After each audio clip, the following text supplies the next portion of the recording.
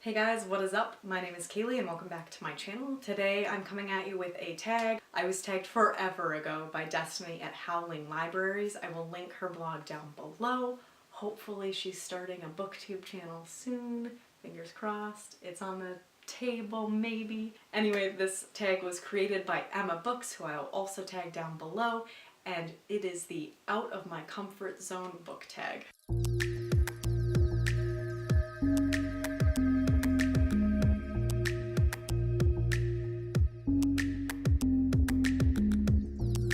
So the whole point of this tag is to remove the genre that you read the most to answer these questions.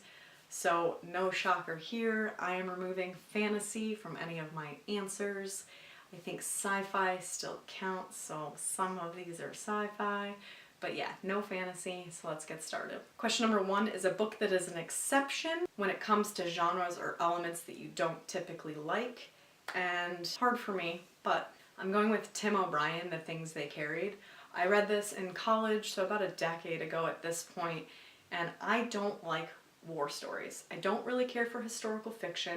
It has to be really well done for me to care. It's just not my style. There's enough bad in the world that I don't want to spend my time reading about true things and the heart and guts and violence of it.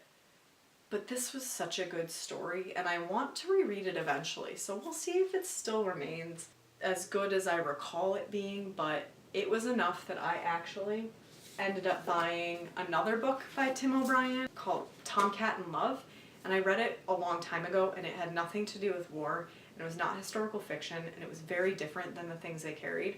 But look what going outside of my comfort zone did. I read an entirely different book by the same author and loved it. I haven't read anything else by Tim O'Brien, but that's what happened. Question number 2 is a book that you enjoyed from a genre that you didn't typically like, that you held a stigma against. I'm gonna write the questions down below because I'm paraphrasing as I normally do, and it's only fair, right? So a genre I typically held a stigma against a couple years ago was sci-fi. I didn't think it was something I was interested in. I can say the same about fantasy too, but sci-fi even more so. But as you guys know, if you've seen previous videos throughout the summer, Fahrenheit 451 by Ray Bradbury is one of my favorite classics that I read in high school. And so later in life, knowing that sci-fi wasn't my thing, I picked up more Ray Bradbury. So I'll show The Martian, but also I've read Illustrated Man, and I've read Something Wicked This Way Comes. The Martian's one of the Martian Chronicles is one of the more sci-fi leaning, and I really, really like Ray Bradbury now. He's one of my favorite classic authors, if he counts. I think he counts. In any case, it opened me up to more sci-fi, and I do read sci-fi occasionally now. Still not my favorite genre, but there are some gems that I've read that I wouldn't previously have reached for just because Ray Bradbury. Question number 3 is a book that you didn't realize was out of your comfort zone until you read it, and I decided to go with A List of Cages by Robin Rowe. I didn't like the book at all. I read it 2 years ago. It was a 2-star read. There was a lot wrong with it, and I would say that the thing I can narrow in on as being out of my comfort zone that I didn't really think about before is child abuse. It is not something that I can read, and it's not something I want to read. And A List of Cages has a lot of both subtle and very not subtle child abuse in it, and that wasn't the reason I didn't like the book, but I didn't realize how uncomfortable it would make me to read something like that, and it did. The writing generally, the book really sucked for me. I didn't like the characters, I didn't like the adults within the book, even the ones that weren't abusing a child, but it really, really didn't sit with me, and abuse of children as a central plot point is something that I will avoid for the rest of my life. I just don't need it. Question number 4 is pick a friend who motivates you to read something you might not have read before, books you might not have typically been interested in, and is there a specific book they've convinced you to read because of them? I have 2 people that I'm gonna go with. I mean, I could go with a ton of them, but I'm gonna go with Cody's Book Corner and Jess Reads Books, because both of them do not shy away from a thick book. They both read tomes, and they both highly recommend a variety of literature that I have picked up since then. Like, specifically, both of them have talked about Kings of the Wild. I have that book on order. It should be here this week. I got it with an Amazon gift card, so I'm really excited. that came from both of them. Also, Jess Reads Books recently has been talking about The Wolf and the Whale, and I can't wait for that. It's on my wish list. Just that's something that specifically is outside of my typical reading genre, but she gushed about that book.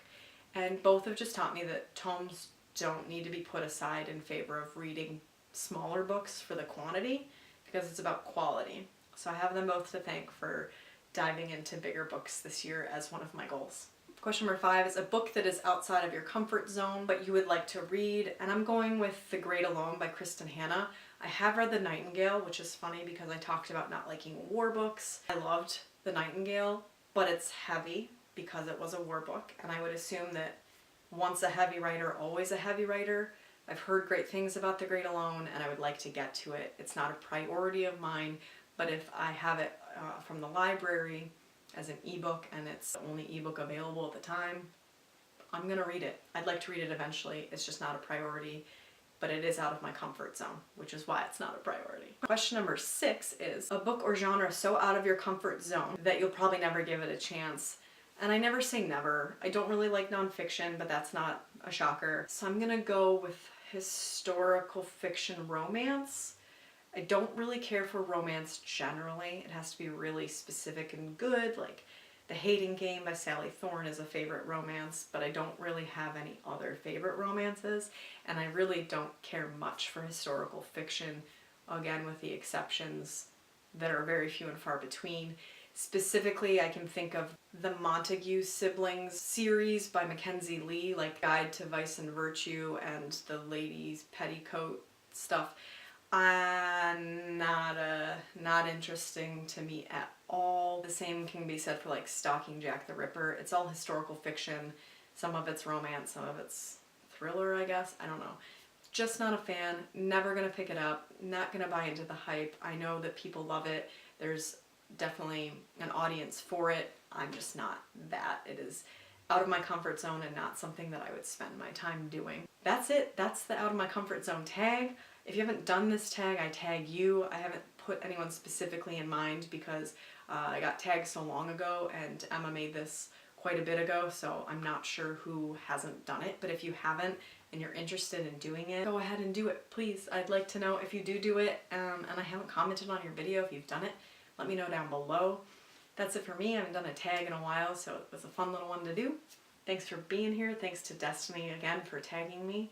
Like if you've liked this video, hit subscribe if you're new here and want to see more content from me. I've linked all my social media down below so we can be friends on other platforms. Otherwise, guys, I'll see you in the next one. Bye!